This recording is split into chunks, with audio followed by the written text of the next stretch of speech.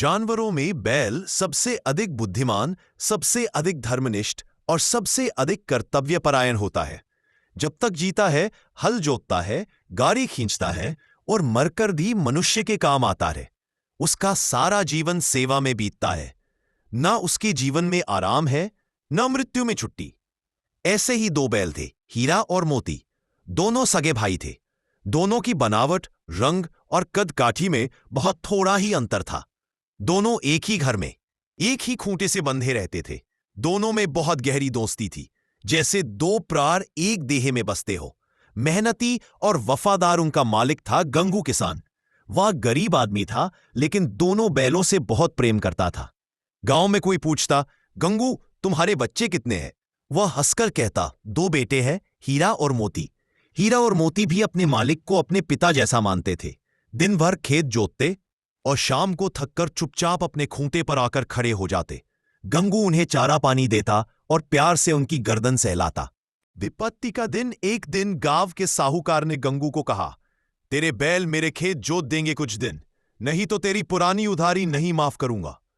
बेचारा गंगू विवश था। उसने बैलों को समझाया, हीरा मोती, कुछ दिन के लिए साहूकार के यहां जाना पड़ेगा। मेहनत करना, अपमान सहना, पर भागना मत। बैल उसकी आंखों में देख रहे थे, जैसे सब समझ रहे हों। साहूकार के घर पहुंचते ही उनके दिन बदल गए।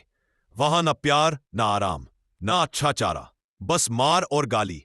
दिन भर काम और रात में सूखी भूसी। हीरा और मोती बहुत दुखी हुए। स्वतंत्रता की चाह एक दिन साहूकार का नौकर उन्हें जंगल की ओर ले गया।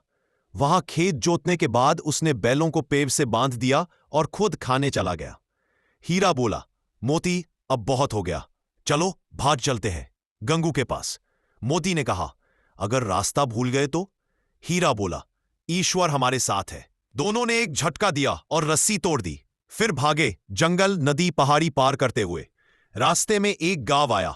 लोग उन्हें पकड़ने लगे, पर उन्होंने सींग झुका दिए और भाग निकले। वापसी कई दिन की भूख प्यास सहकर वे आखिर अपने गांव पहुंचे। जैसे ही गंगू ने उन्हें देखा, उसकी आंखें भर आईं। वह दौड़कर उनके पास आया, उन्हें गले लगाया। हीरा, मोती, मेरे लाल, तुम लौट आए। गंगू ने उनकी गर्दन सहलाई, उन्हें गुड़ खिलाया और बोला, अब तुम कहीं नहीं जाओगे, मेरे साथ ही रहोगे। हीरा और मोती ने संतोष की सांस ली। अब वे फिर से अपने घर, अपने मालिक के पास थे।